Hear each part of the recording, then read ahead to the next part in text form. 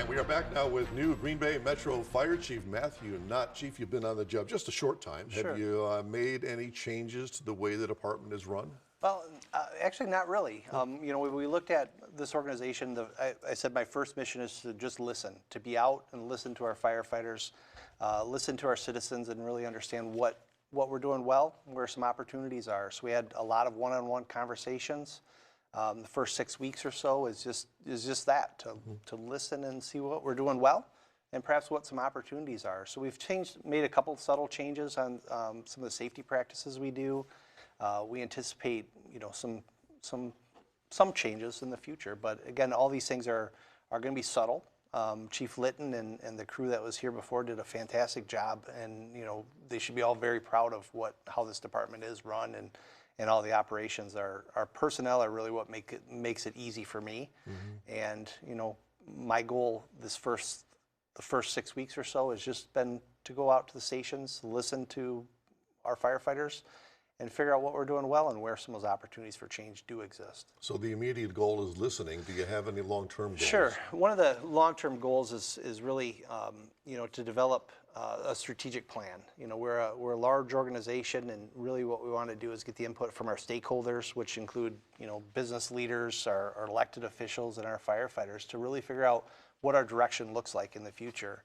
So it's really not my vision. You know, certainly there's some things that I like, and some ways I like things done, and work through those. But really, what I really want is that bigger picture: is where do we see us going in the future, and really just to be part of that and help facilitate those efforts. We saw the video when you mentioned you got off to a good footing with the union. We've all had good bosses. We've all had bad bosses. What influence can a chief have on his or her department? Yeah, and I think that's again, my role is I'm serving as the fire chief, right? And that's one of the many roles in our organization. You know, but I think the boss's job and the responsibility for that is truly to listen to our members and let them be heard.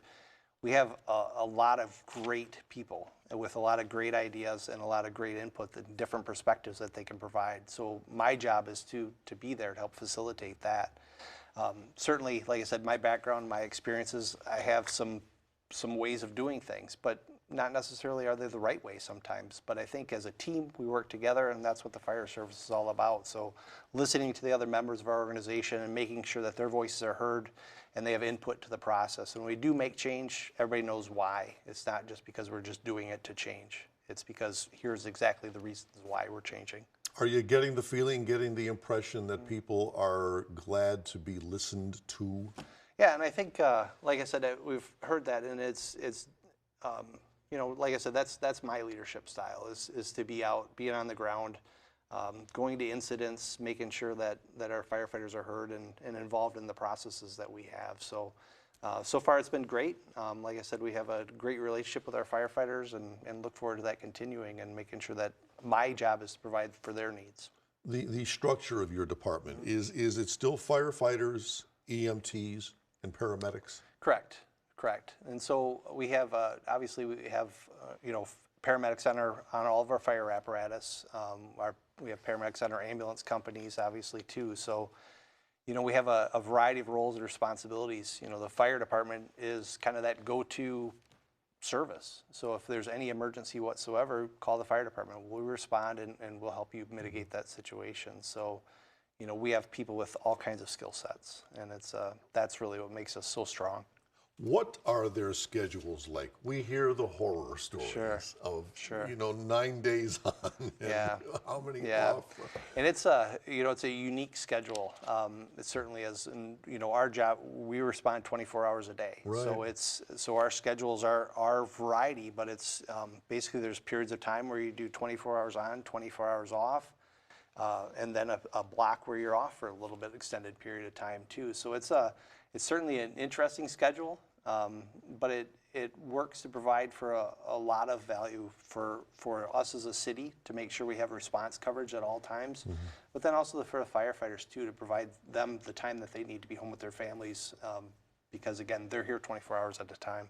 Yeah, that's a different lifestyle. It is. You've got to get Yep, used to that. yep. Have you had a chance to see the mutual aid agreements with other local communities Sure. and how they're working? Sure. Are they working? And you know, one of the first days here, we actually responded to Lawrence for a structure fire.